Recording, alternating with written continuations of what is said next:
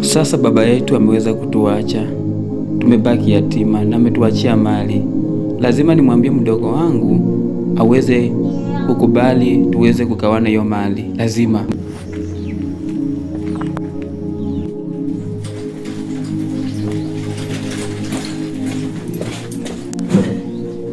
Karibu kaka. Asante sana. Kaka, naomba nikuletee kinywaji. Nitashukuru.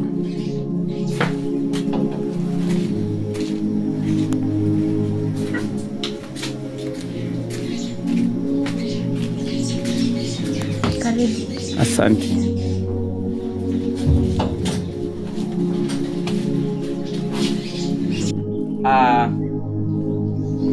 Nashukuru sana dada.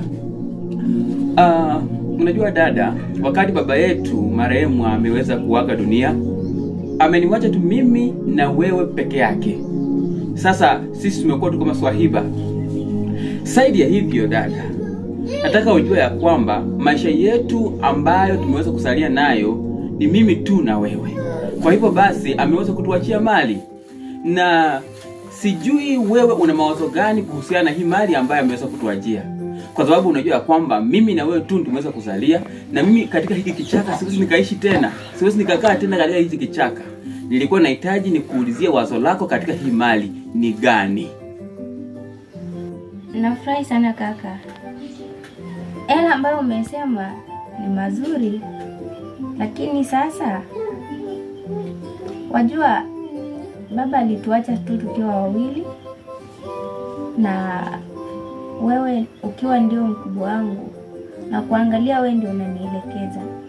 Lakini sasa kuhusiana na hii mali ya baba yetu, wajua kwamba mali iko mikononi mwa serikali, na iwapo tutahitaji kutaka kugawana hii mali ama kuitumia, haitapendeza kama mtu atataka kuitumia kwa njia yake mwenyewe ama kwa manufaa yako kibinafsi. Itabidi tuende na utaratibu. Sijakataa. Lazima kila kitu kiko na utaratibu wake. Lakini dada, kumbuka ya kwamba mimi ndiye mkubwa unavyojua. Na katika hili boma letu tumeweza kuzaliwa tu wawili na mdogo wetu. Lakini ujue ya kwamba haitawezekana mimi kuendelea kukaa hapa hivi katika hichi kichaka vile nimeweza kuambia. Na kama ni mambo ya serikali, serikali haiwezi kaingilia mali ya babangu. Babangu alikuwa ni mtu ambaye alikuwa ni tajiri sana.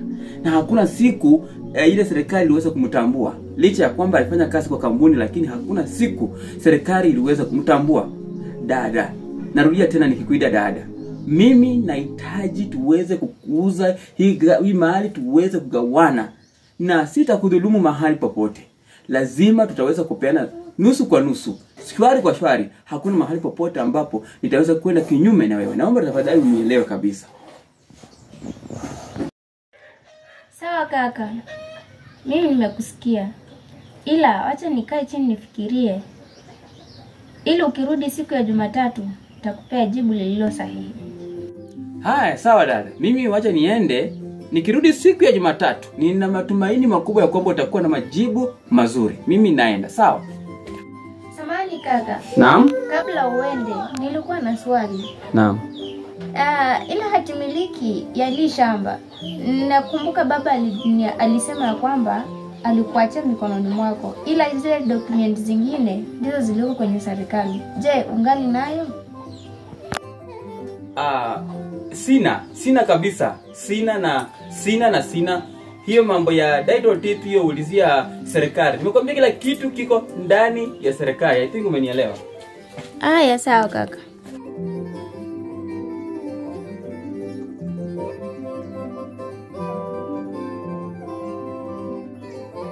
Kaka, uamuzi ambao unataka kufanya, ujua kwamba si uamuzi ulio sahihi. Mwanzo baba yetu alituachia mali na aliacha ikiwa chini ya uongozi wako, lakini wewe unataka kuitawanya kwa ajili ya faida yako mwenyewe. Kumbuka ya kwamba haitamfurahisha baba kabisa. Dada, mimi siwezi kukubaliana na mambo yako. Ukumbuke ya kwamba hata kama baba yetu aliaka, mimi sasa nimekuwa mtu mkubwa. Nahitaji niuze hii mali, at least pia niweze kujikimu kimaisha. haiwezekani wewe uko mzuizi katika hizi mali. Hata hivyo, baba yetu yeye mambo yake yalishakwisha. Licha ya hayo, mimi nikimleta mwanamke, tutaishi aje? Ni lazima mimi pia nikuwe na mali yangu. Nikuwe mwanaume, nijisimamie kivyangu.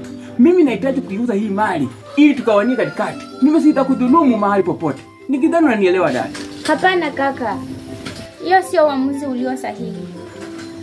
Wewe ukumbuke kwamba hii mali yetu hati miliki yake iko katika serikali, lakini wewe unataka kuchukua tu kulingana na vile umejiamulia mwenyewe.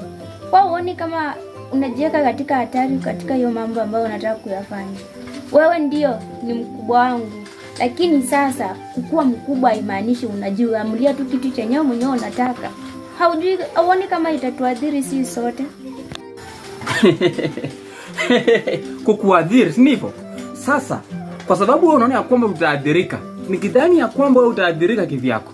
Lakini dada, kama wewe mwenyewe umekuwa mpingamizi na umekataa, kwa hivyo utajionea wewe mwenyewe. Mimi naenda, lakini nitakuja siku ya Jumatatu hapa hivi na watu wapime hii mali yetu, shamba, hata kama kuna nini, chochote kile ambacho watakipima kitapatikana, na mimi nitaenda na tutagawana katikati. Sitaki mambo ya kupishana, upinzani ya wewe. Hapana, mimi ni lazima kila kitu kitakuwa sawa. Nikidhani umenisikia, mimi naondoka.